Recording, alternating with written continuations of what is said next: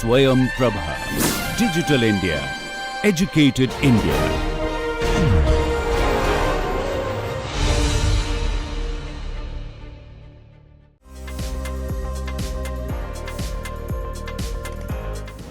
So, in the previous class, I discussed about turbulence. This slide basically summarizes the content, whatever we have discussed. So, here the Kolmogorov's energy spectrum is shown, as you can see here. So, here energy spectrum means this is the energy density function, and K refers to the wave number, or this is the inverse of the scales, the scales of the turbulent eddies. So, here you can see that this when we have low wave number, this refers to large scale eddies. This is inverse of the large scale eddies. So, this value is low. However, higher wave number is higher the wave number, we have smaller eddies. So, for example, this represents 1 over the Kolmogorov scale, Kolmogorov length scale. Okay. So, here we see the energy spectrum, and we see that the turbulent kinetic energy is mostly contained in the large scale eddies. And please remember that this is log-log plot. So, this difference is actually high. So, most of the kinetic energy is contained in the large scale eddies, and then we have small scale eddies here, and in between we have this inertial range. And according to Kolmogorov's theory, the intermediate eddies, or what he called as inertial subrange, eddies in inertial subrange, and the small eddies, they are universal.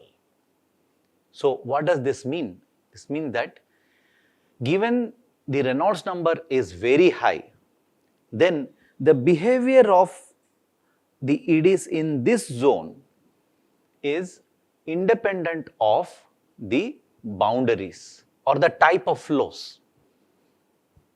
Any type of flow, turbulent flow you can consider, but the Reynolds number has to be high. So, if that condition is met, then the behavior of the small scale eddies and the eddies in the intermediate zone are universal. However, there is a difference between these two also. Now, as far as the small scale eddies are concerned, where we have viscous dissipation. So, in the previous class we had shown that in this range, if you consider the Kolmogorov length scale, velocity scale and time scale, it is possible to show that the Reynolds number is of the order of 1, which means that the viscous effects are dominant here. And in this case, the scales are determined by two parameters. One is the momentum diffusivity or kinematic viscosity, and the other one is the dissipation rate. Okay. So, similarly, velocity scale, time scale also can be represented in terms of these two parameters only. In the case of inertial subrange, here the main role of this part is to transfer the energy only. There is no production, there is no dissipation, only transfer of energy, or in this part we have redistribution of energy from large scale to small scales. So, the large scales break down to small scales, but the energy, total energy remains same. And in this case, this depends on two parameters again. One is the dissipation rate and the other one is the wave number. And if we treat the dissipation rate as constant, then this basically have a power law relationship, and this exponent for wave number is minus 5 by 3. So, this slope is basically minus 5 by 3. Then we have the large scale LEDs. So, you see that here the large scale LEDs basically depend on the mean shear rate. So, what is mean shear rate?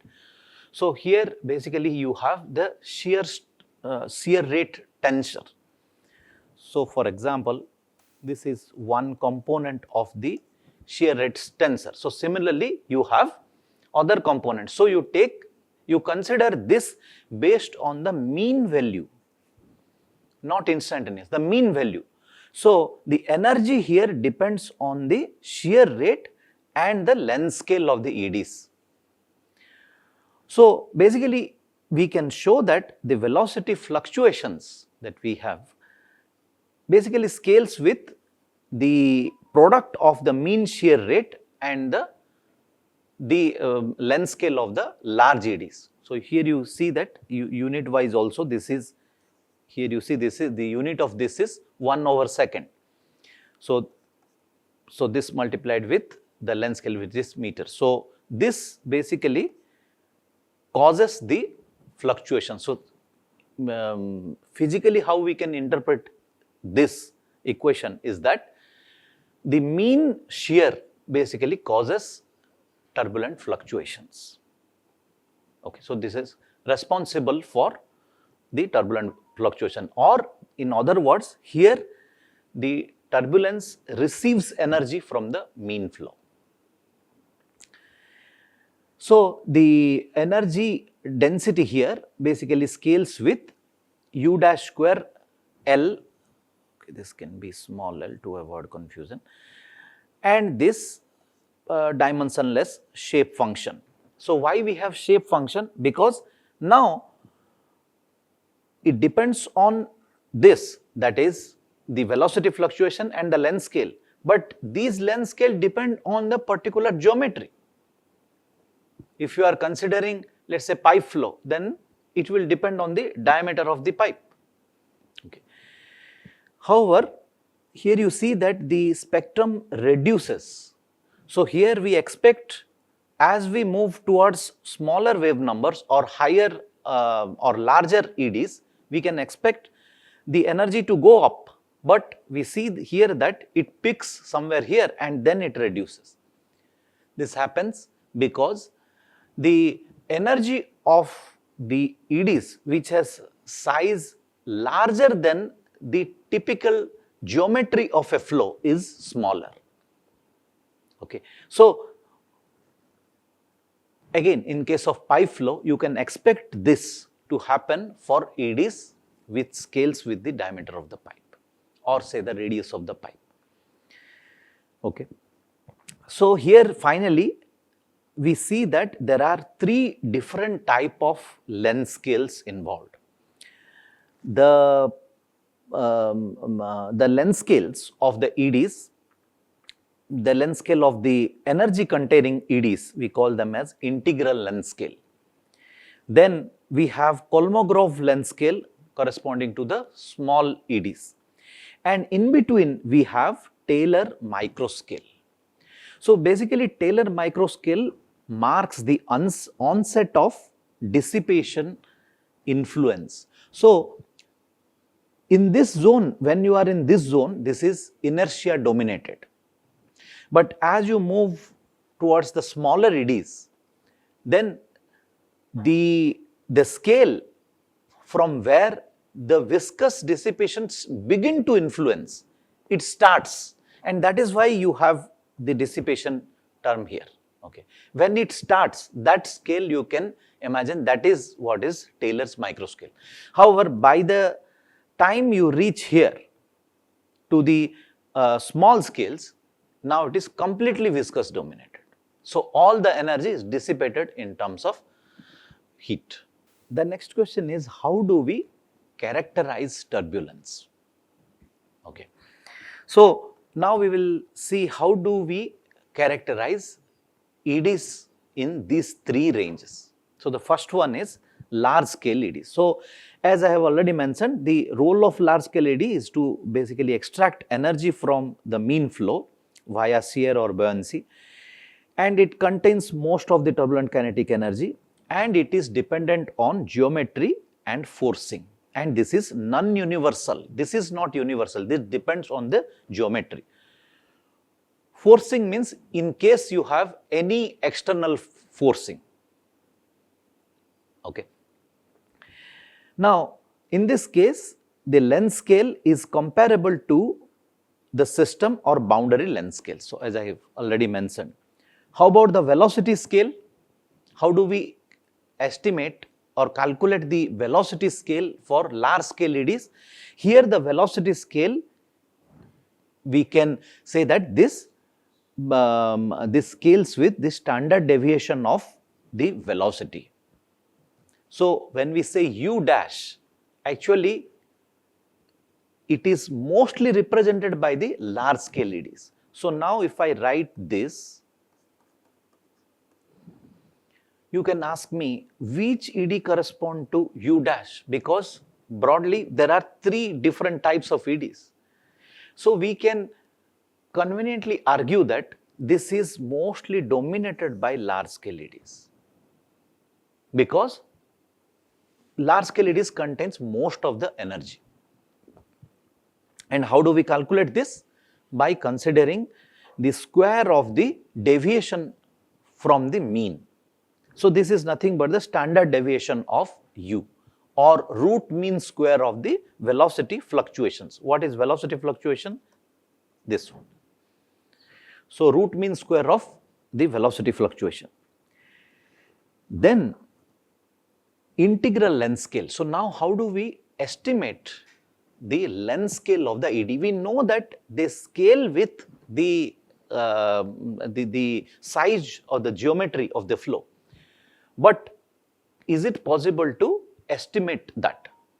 So, when I say they scale with size of the flow, this means that you can say, so let us say again pipe flow, here you have the diameter of the pipe is d, then the length of the large scale EDs or the integral length scale can be, when we say that this is of the order of the diameter, it can be say like this, in this range. But can we make an estimate? So, for that purpose, we need to look at the 2-point correlation. So, here comes the concept of the 2-point correlations. So, here the expression is shown for longitudinal autocorrelation of velocity fluctuations. So, now what does this mean? So, let us say you have, you take measurement in a turbulent flow at any point and you get some signal like this. So, when I say signal, this is the instantaneous velocity, okay, and this is with respect to time. Now, imagine we have multiple probes in the flow, okay. Let us say I have 100 probes, and at any instant of time I am able to measure 100 points in the flow at any instant of time. Then I can say that I will get a signal like this. So, this is now with respect to space, okay. Now, imagine you have a exact copy of this signal.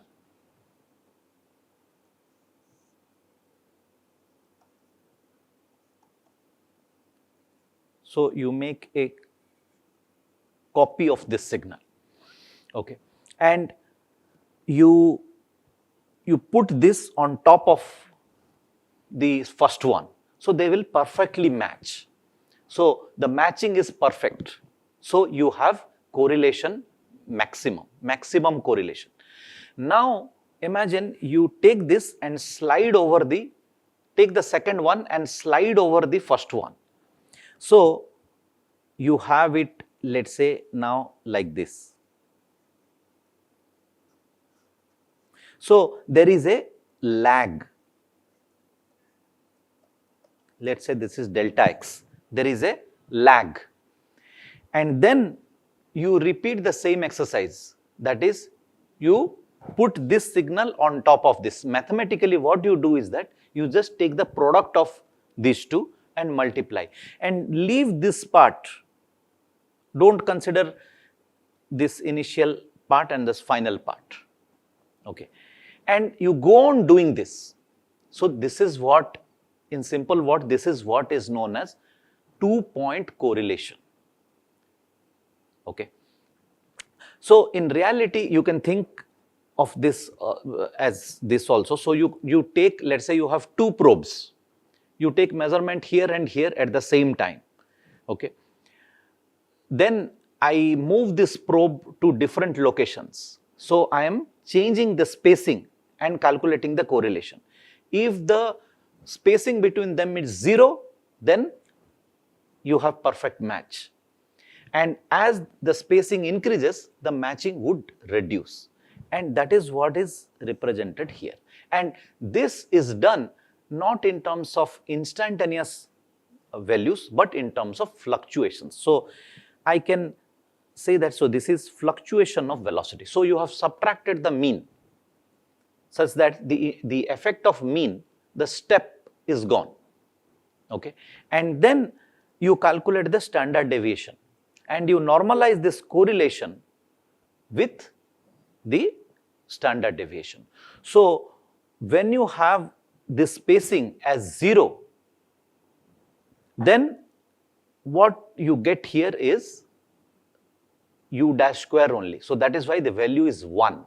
So the value of this correlation function, which we call autocorrelation, because you are correlating the signal with itself actually.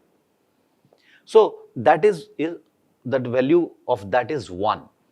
And as you go on increasing the spacing, the value would reduce. So you will get this autocorrelation function in terms of R. So now physically what does this imply? So there is some distance here where this correlation is 0. This means that the fluid points, they don't talk to each other if you are at a spacing more than some distance. This means that you are outside the ED. As long as you are within a ED, they talk to each other. So there is some correlation. There is some, you can say, some friendship is there. But once you go beyond some limit, then some boundary, then it is gone. And that is what is integral length scale. Okay. Because U dash represents large scale EDs, so that is why the length that you get this way is basically a representative of the large scale ED, and we call this as integral length scale. But the way we actually calculate integral length scale is not by considering this value where it becomes 0, because in some cases it can become negative, slightly negative and positive. It can oscillate and become 0 finally.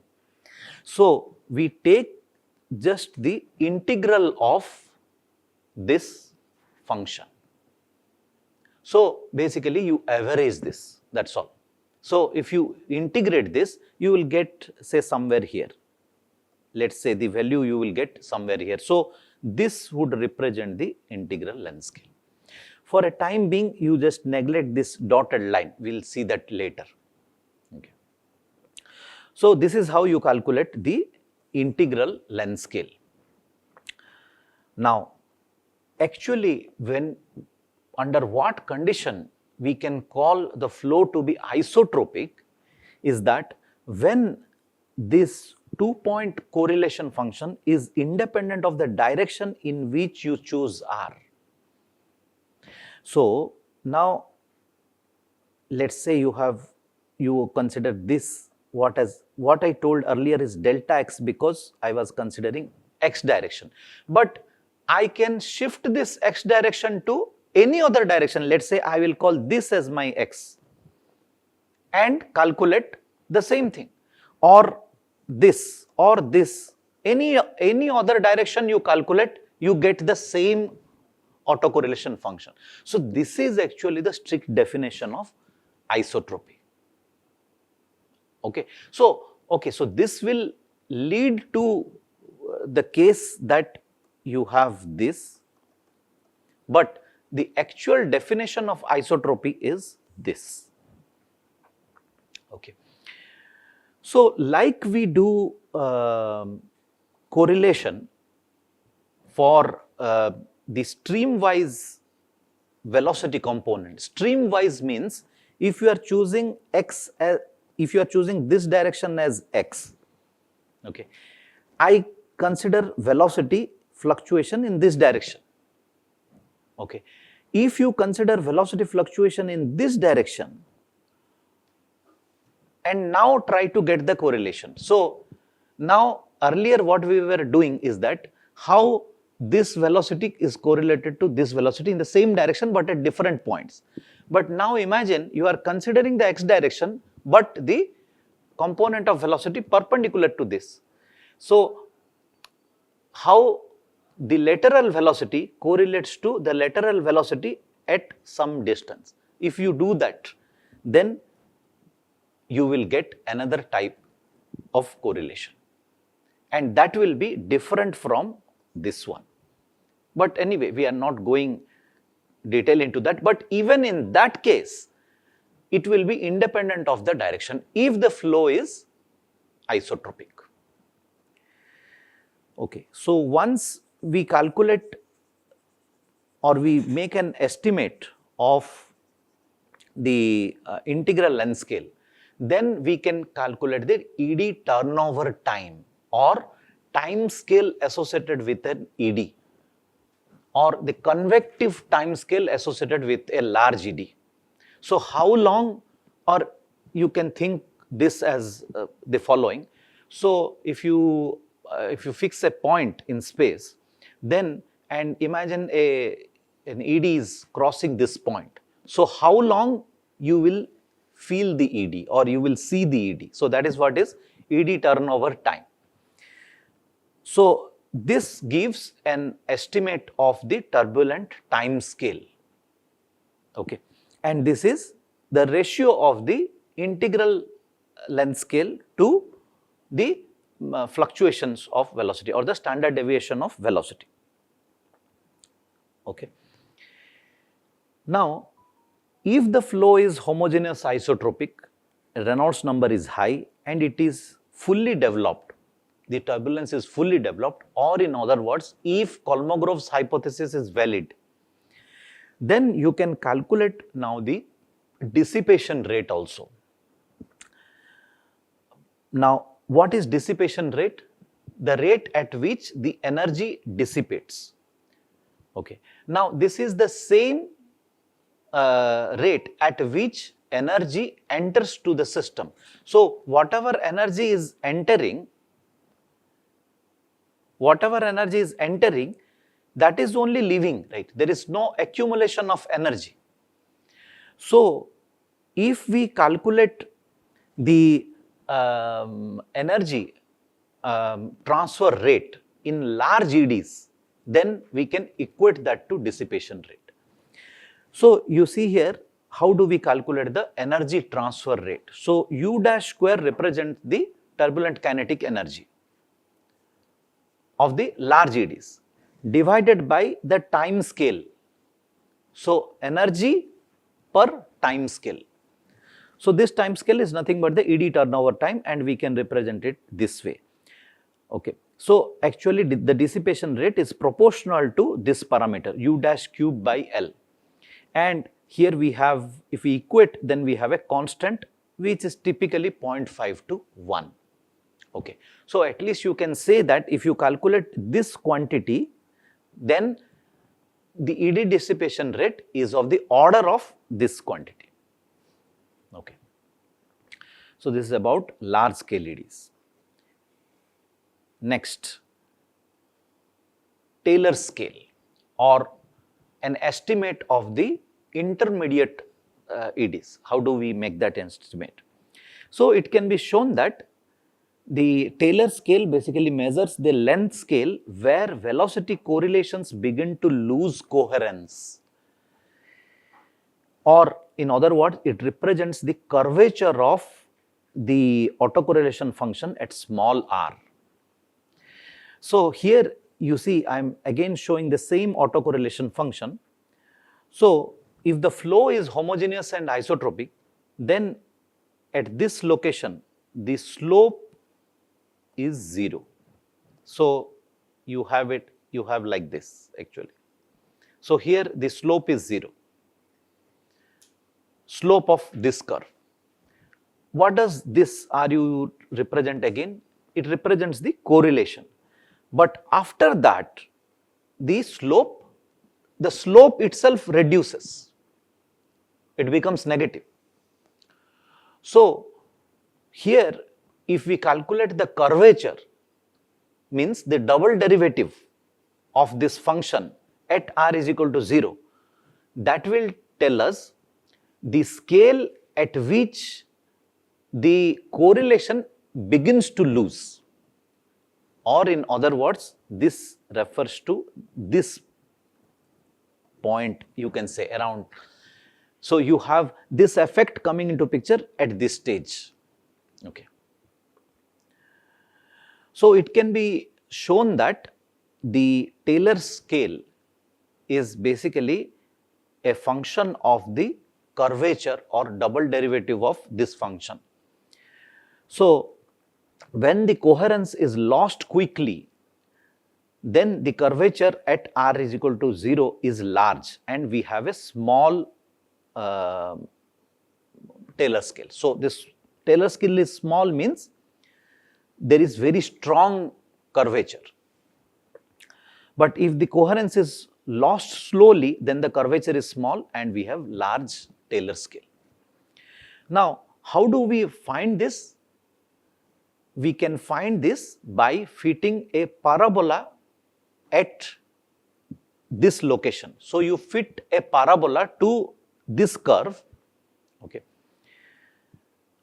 such that it satisfies this condition that at r is equal to 0, the value is 1, and again at r is equal to 0, the value is equal to double derivative of this. So if we can do that, then we can fit a parabola and see where the correlation is coming to 0, and this is what is your Taylor scale. So in reality, this is how we find the Taylor's microscale. Okay. So this is the point where the parabola would cross 0, where this correlation would vanish if it kept decaying quadratically. So basically, if the same curvature is maintained, then it will reduce to 0. But it is not, it deviates. But here we can estimate the Taylor microscale by considering the curvature at r is equal to 0. Without going into detail, we can also show that the Taylor microscale is related to the dissipation rate through this equation. Okay. So if you know the dissipation rate, you can calculate the Taylor microscale also. Okay. But if you don't know the dissipation rate, then you can find it from the autocorrelation function. And we can define a Taylor scale Reynolds number. This is considering the Taylor scale as the length scale. We can also define large scale turbulent ED Reynolds number, and that is, this should be L. Okay, and that is based on the integral length scale. So now what is the advantage why we use this instead of this? This is because this parameter is now dependent on the geometry because L is coming into picture. However, we know that the microscale, Taylor microscale is not dependent on the geometry. Okay. So, we use this commonly to compare different experiments and also to compare simulations with experiments. Especially if we have the scenario of homogeneous isotropic turbulence. So, if you create homogeneous isotropic turbulence, pure homogeneous isotropic turbulence, then there are no boundaries there. There cannot be any boundaries. So, in that case, the only way you can represent turbulence is using Taylor scale Reynolds number. Okay. Then next, Kolmogorov scales. So, we know that in this range viscosity dominates and these are universal and it depends on the momentum diffusivity and the dissipation rate. We have already discussed it. But now the question is, how do we actually calculate the dissipation rate? One method that I have already discussed based on the large ED length scale and the velocity fluctuations. However, actually, so this is what I discussed, but actually this is the definition of the dissipation rate.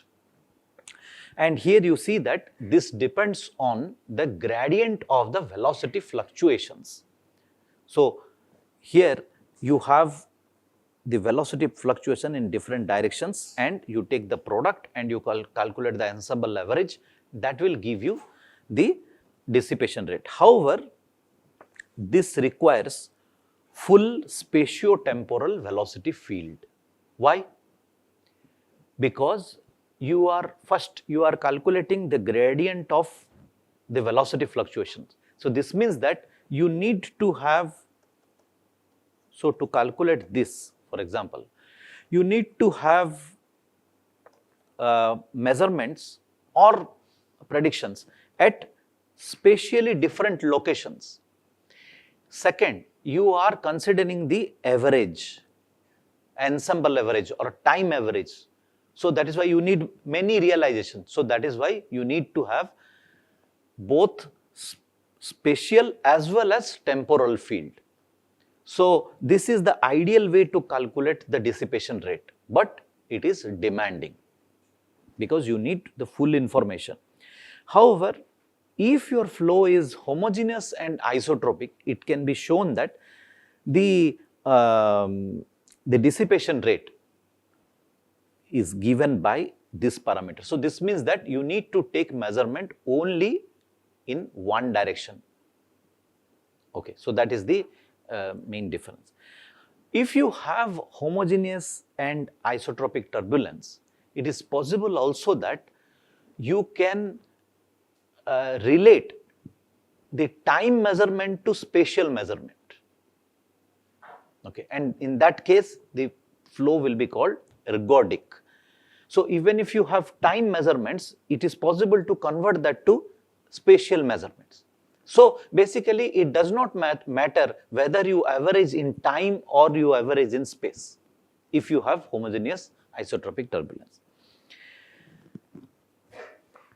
So, we know that the mean flow gradients may produce energy via the production term. We will see this in case of large scale EDs, but dissipation is always due to fluctuating velocity gradients that act at small scales.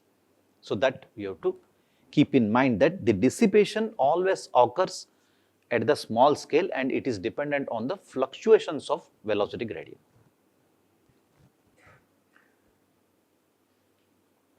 Okay, then here I show the turbulent kinetic energy equation. So, like we have the momentum equation, it is possible to have a transport equation for the turbulent kinetic energy itself. Okay.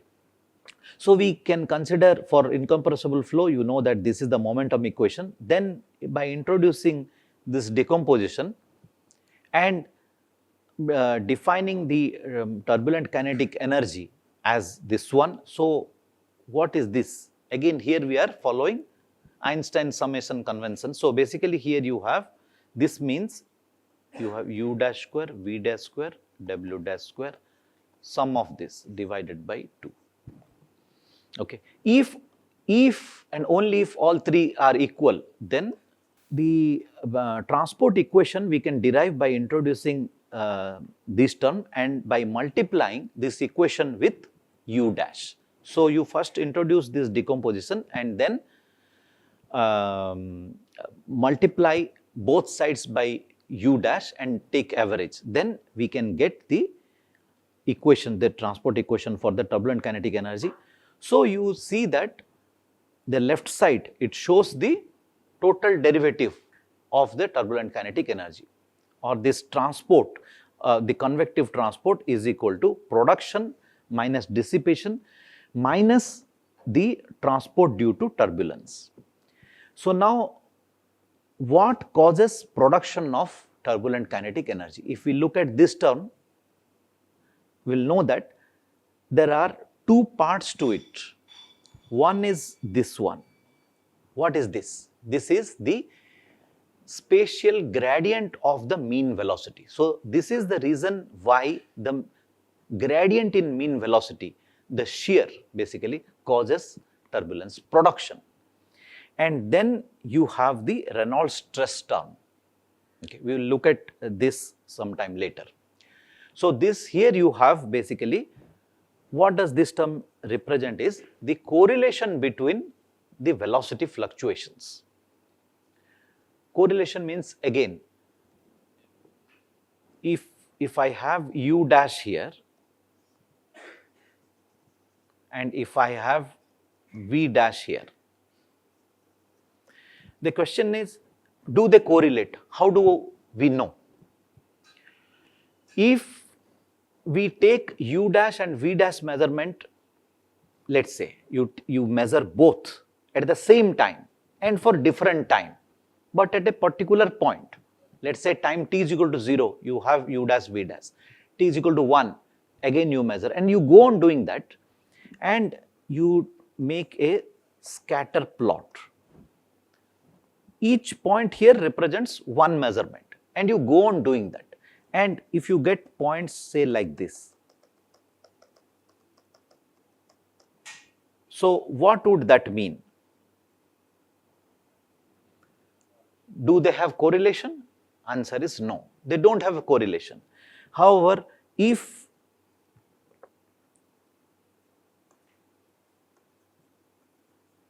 the points are, say, like this,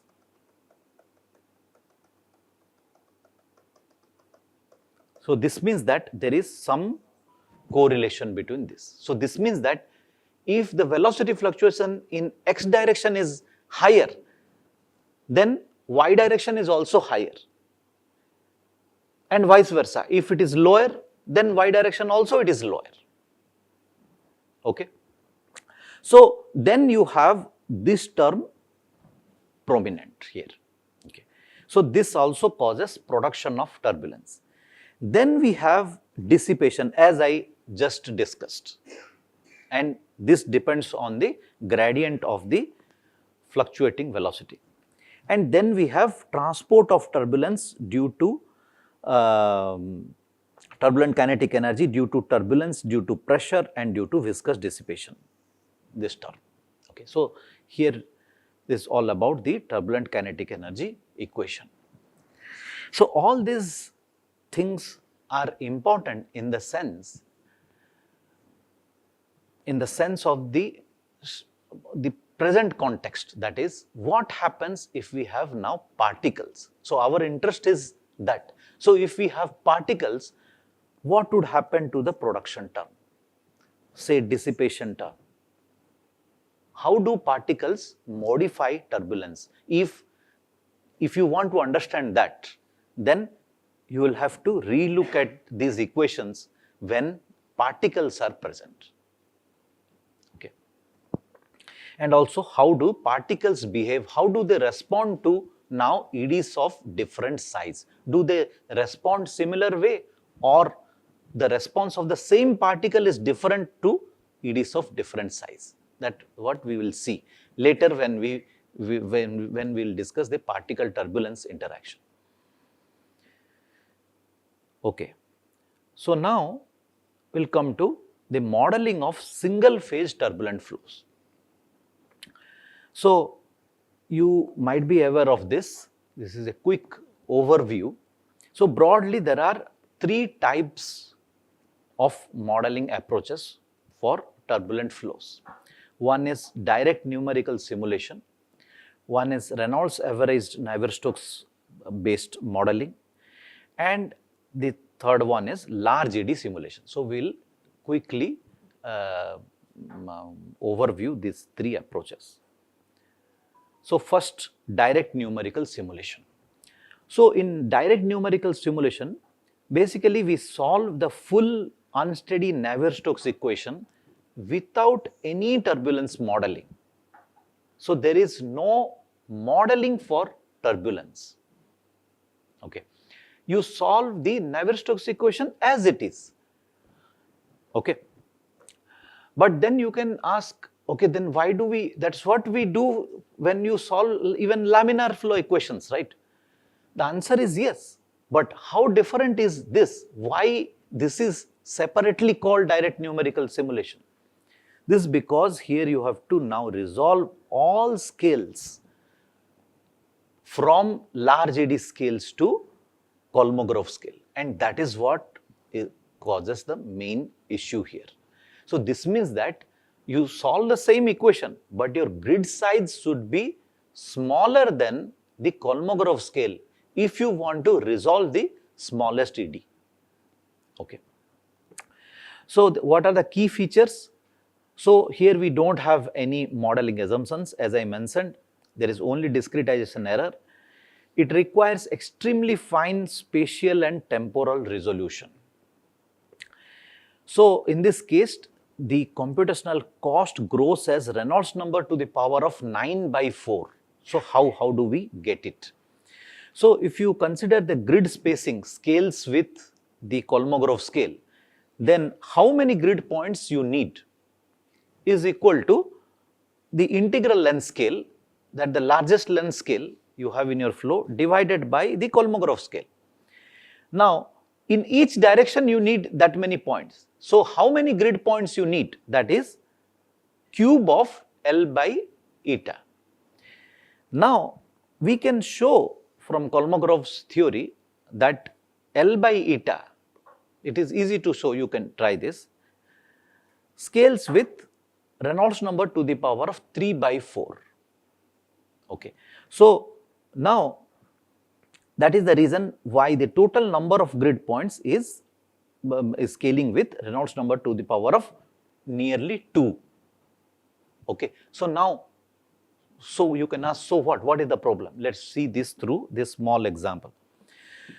So if Reynolds number is 10 to the power of 6, 10 to the power of 6 may be a large number, but if you consider, let's say, a flat plate, flow over a flat plate, then the critical Reynolds number is 5 into 10 to the power of 5. So this is close to critical Reynolds number only. So this is not the case where we have very high fully developed turbulence also.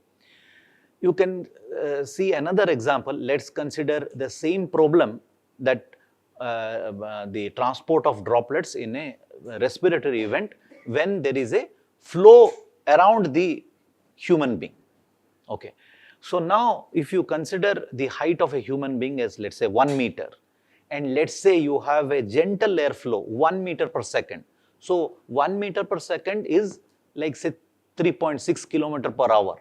So when you ride a bike, 20 kilometer per hour is, we consider that is very low, right? So 3.6 kilometer per hour is gentle flow. So now if you calculate Reynolds number for that case, so here, so this itself is 10 to the power of 5.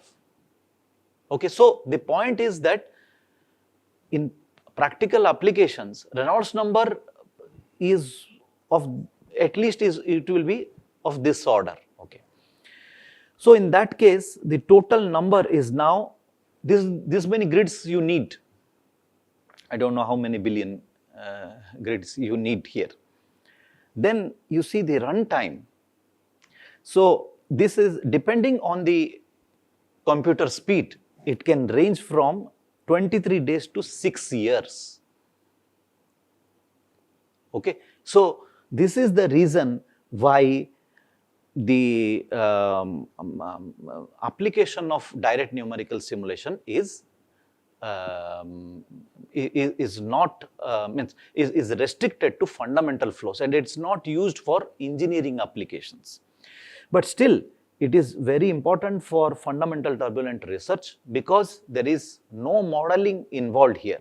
Okay, you get the most accurate result, and it is important for model development and benchmarking other models.